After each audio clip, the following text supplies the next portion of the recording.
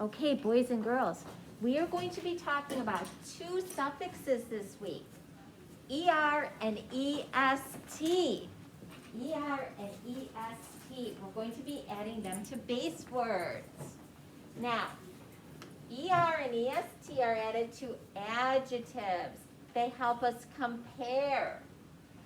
When we add ER, and some of you may remember this from last year. We did this last year.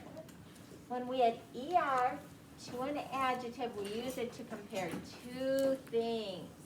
Like, for example, one of our vocab words this week is the word broad. We can add ER to it, and then we say something is broader. For example, we could say that the river, the Mississippi, is broader than the Chicago River.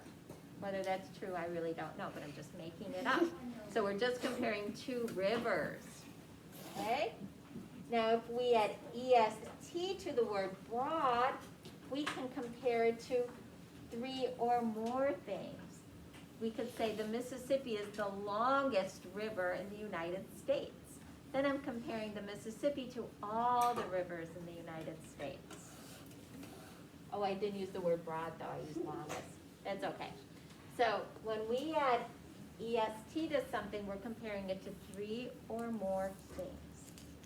So I could say that Ms. Renner is the tallest person in the classroom. Okay?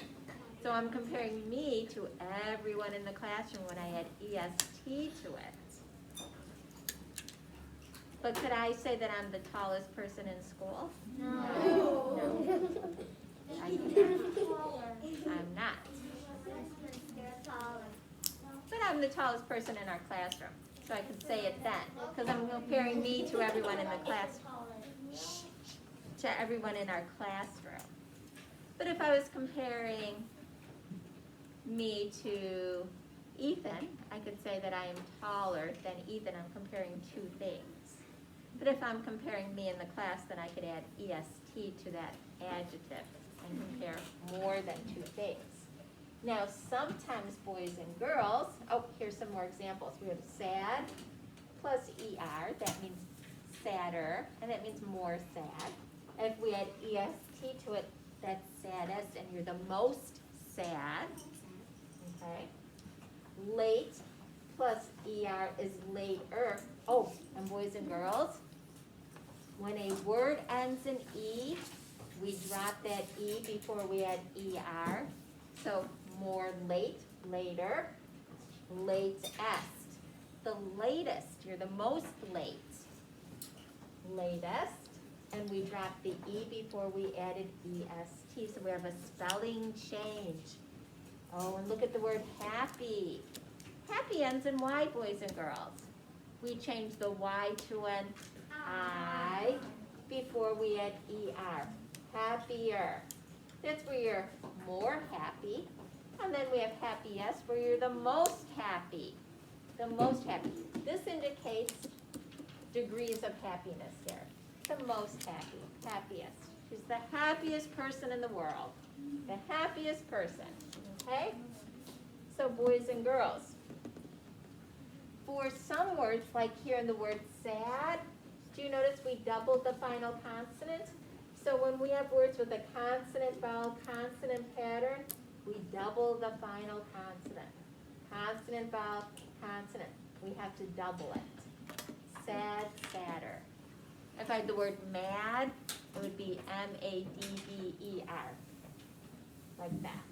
So we have some spelling changes that we're going to be working on as we're practicing with those words. We're going to be practicing. Okay? So it's important that we know what we're comparing when we add ER and EST. It's important that we know our spelling changes. Yes, Jensen. So latest is a multiple meaning word. Because latest can be your latest comment here. Latest can be like, this is the latest thing that's happening. Yes, it is a multiple meaning word. You are so right. Latest. It can mean various things. And then you can drop that E before you add the EST to it. Very, very good. So what we're going to do is we are going to add, we're going to do a short paper on it to do a little practice with it.